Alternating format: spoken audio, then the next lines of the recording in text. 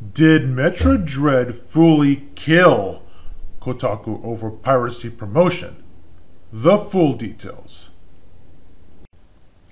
So, Metroid Dread, one of the most anticipated $60 Nintendo Switch games by Mercury Steam and Nintendo EAD, just came out on October 8, 2021. To ensure that people enjoy the game, there will be no spoilers in this video.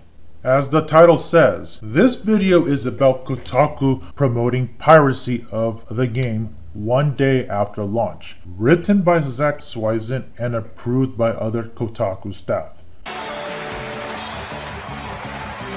Yeah, this happened. So let's get to the original article when it first came out that caused this big reaction. Emulation is a tough article topic to write on for a giant publication as it requires precise care and responsibility. But is this what the article was preaching in the first place? And Kotaku careful? Let's move on. The first paragraph alone. It tells Nintendo lawyers or employees to stop reading the article? Oh god. Well, that threw responsibility out of the window. Like that will stop Nintendo. That already raises major suspicion of the article piece as in piracy, not just emulation. The third paragraph never mentioned about purchasing the game at all, which will confuse readers.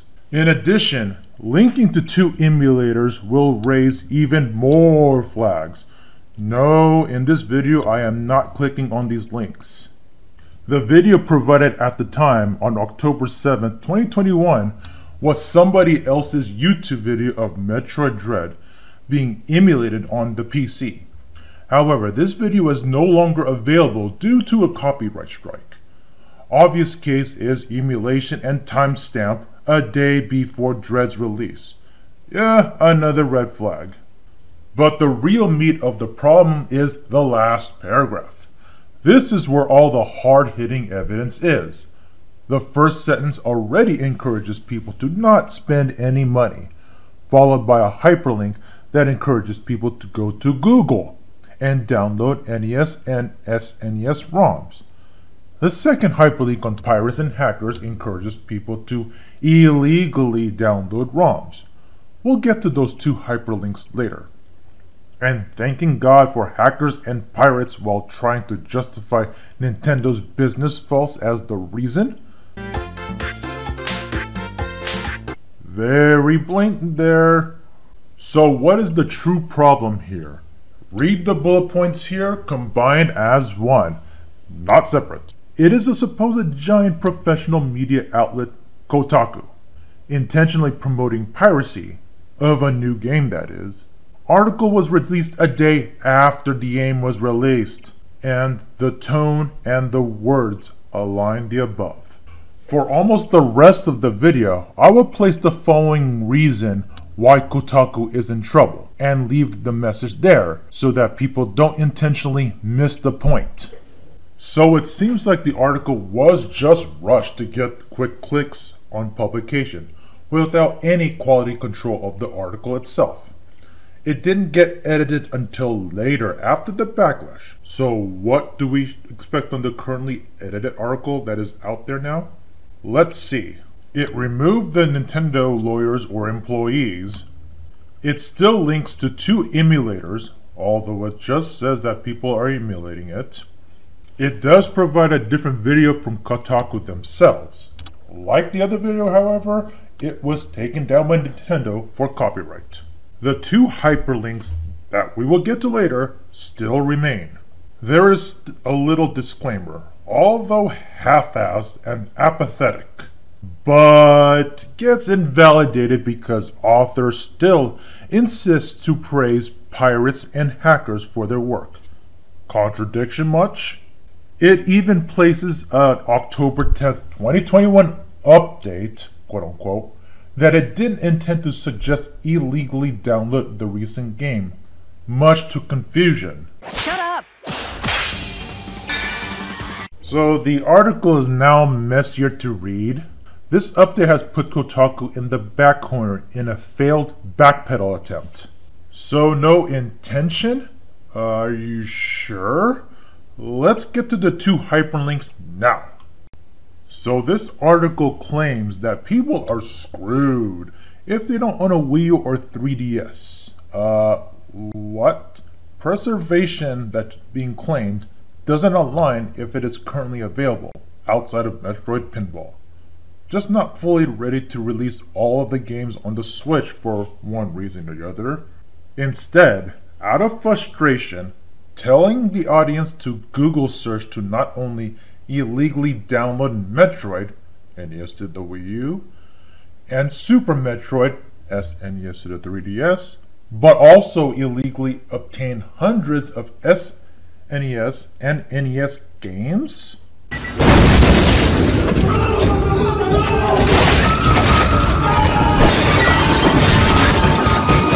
That enhances unprofessionalism and irresponsibility.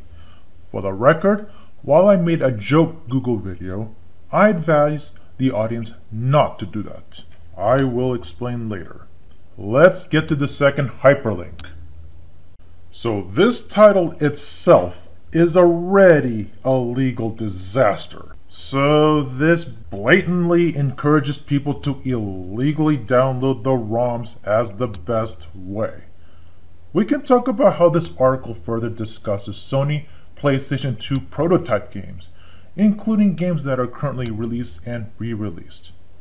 If people want to pull the Nintendo fanboy argument, well, this just further extends to Sony.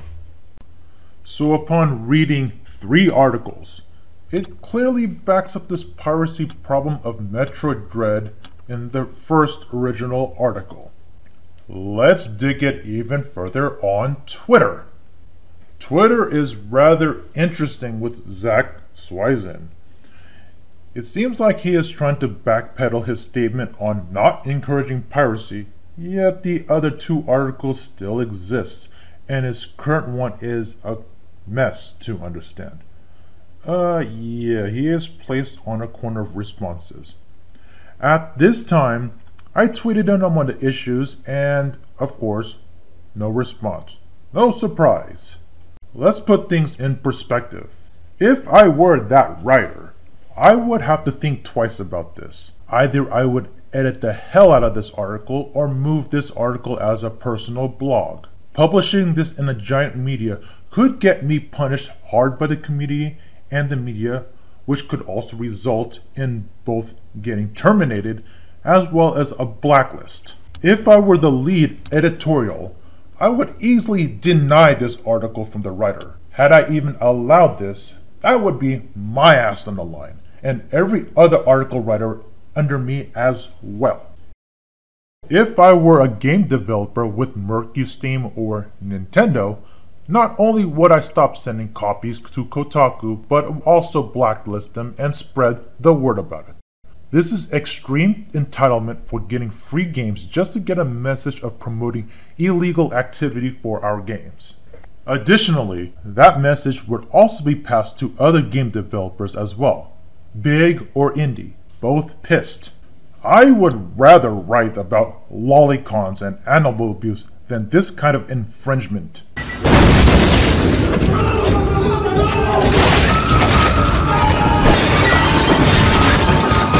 For the record, I wouldn't do that. Again, just putting things in perspective professionally. Because the name pirates were mentioned multiple times, I am sure that they are very pissed as well, due to the mass public exposure, almost like Zach is snitching on them. Of course, this whole section is going to come up with responses. Emulation. Okay, we all know that emulation is legal to do, mainly for personal use. You bought the game and you emulate it, fine, but read the article instead of just the headline to avoid confusion. Game preservation. The ideology of games not vanishing forever, but if companies are re-releasing the games, whether or not we agree with the prices and practice, the games aren't gone forever. But because this is a brand new game that's still being sold, this is inconsistent and off topic. Freedom of the press. Sure, they could say Metroid Dread sucks, too short, too hard, too expensive, don't buy, without government or corporate trouble. That is valid arguments. However, don't confuse opinion with incitement. When it incites illegal activity like Google search emulation NES and SNES games, that is almost like saying bring a bomb or bomb to an airport. Yeah, that won't go well. Piracy existing. We know there's no end to it. Technology is rapid and hard to keep up. The processes like IPs, royalties, contracts, licensing, demand, bureaucracy, risks, politics, etc. all exist and can be time-consuming and difficult. People can buy or not buy, or borrow the game from a friend. If they decided to pirate the game, that's on them. If they get in trouble, that's their own damn fault. The big difference here is how publicly piracy can get. A lot of these activities happen mainly in the dark web, in private servers, or inner circles that minimize visibility from companies, especially in this day of age where using unsecured devices, unsecured software, and public websites allowing cookies that will sell your data in exchange for not charging you money exists. For example, you use your smartphone browser like Google Chrome, log in Gmail, have your settings that allow sharing your information, and Google search for illegal ROMs repeatedly. You then brag about it on Facebook or public Twitter with your real name, or even go so far as to brag about it as a writer for a major media company. You just publicly watermarked and ousted yourself multiple times. So, in the article of Google search NES and SNES ROMs is stupid, especially when younger audiences read that. Many of these hackers, modders, and security people actually hate the publicity. No, I'm not going to snitch on hundreds of people who do this. That's a huge waste of my time. Also, those who want privacy should have their privacies respected. This is not Gawker versus Bolia. The same Gawker who formerly owned Kotaku and is dead for invasion of privacy of Hulk Hogan. Before you go and rage over corporate bootlicker, calm down. Don't believe me on the amount of publicity? See two giant offenders who got busted because of openly charging people for the service. Matthew Storman, the owner of ROM Universe, had illegally obtained ROMs and profited on the service by offering premium accounts. The same can be said about Team Executor selling hacks. This is no different because giant media makes money off of clicks. A lot of people are going to accuse others of only targeting Kotaku. Let's check the other articles pertaining to similar topic. PC Gamer did a take on this. The article is pretty bad due to not having a disclaimer about it, but definitely not as bad as Zach's. It doesn't get that backlash due to not promoting piracy, nor having articles that promote it. Then again, this article isn't a relevant article anyway, since this is PC Gamer who should be sticking to PC games. Nintendo Life, however, covered this as well, while citing PC Gamer. But at least they posted a disclaimer about actually supporting Nintendo by buying the game on the Switch, thus being responsible. Tech Times, I probably have never heard of it, but they chimed in on this. While not telling people what to do, they did mention the actions Nintendo has done over privacy, thus giving warnings to the audience. Gets responsibility points. And Screen Rant. Again, advising not to emulate Metroid Dread. Responsible points there. Every other outlet either are too small to scan or have criticized Kotaku's article piece.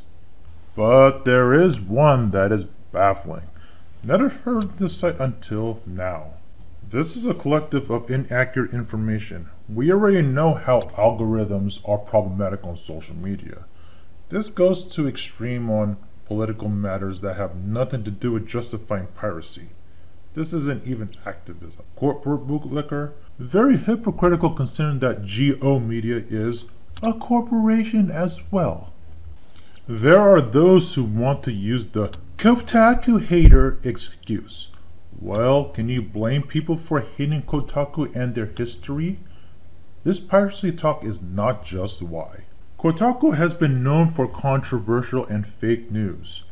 Kotaku accused Nintendo for using a disability word because of Smash Bros. In a Persona song, only to find out that wasn't the case. Kotaku has continuously pushed the virtual signaling propaganda, such as the PlayStation 5 review that guilt trips people on buying a PlayStation 5 due to the world's problems and white man, which has nothing to do with the review.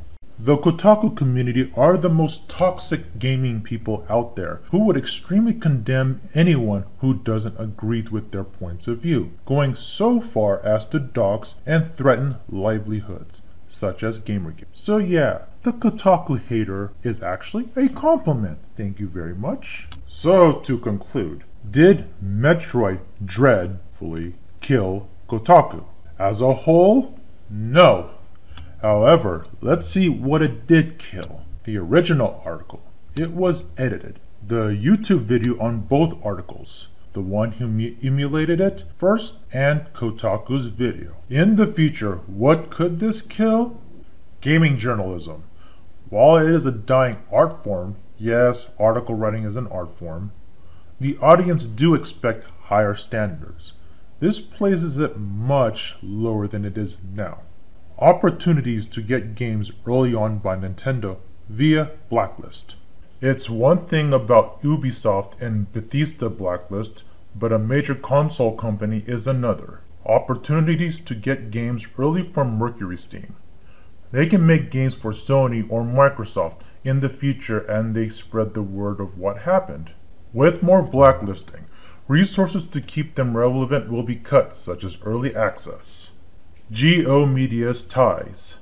If this does count as inciting illegal activity instead of opinion and they get sued, the site itself, it would be Gawker versus Bolia all over again. For the record, just because I posted pictures and a Twitter screenshot of people here, these were indeed public at the time. People are able to respond to public information such as the person's Twitter or the comments section. People can tell the author that his media career is likely over. That being said, I do not condone the behaviors of harassment, such as doxing, Gawker versus Bolia, swatting, Tyler Barris, death threats, Gamergate, and driving someone to suicide, Zoe Quinn to the deceased Alec Holoka. Those actions are detestable, disgusting, and unacceptable. Let's be civil here, please. The video was meant to highlight the damage done to professional journalism due to encouragement of illegal activity over petty reasons. For future media presenters, consider this a what not to do in journalism. If people want Kotaku dead, not the employees, but the media site, once and for all, that is on them. That's all to report. For those who want to play the game, I highly encourage people to buy it or at least try it out by borrowing it from your friend. Thanks for watching.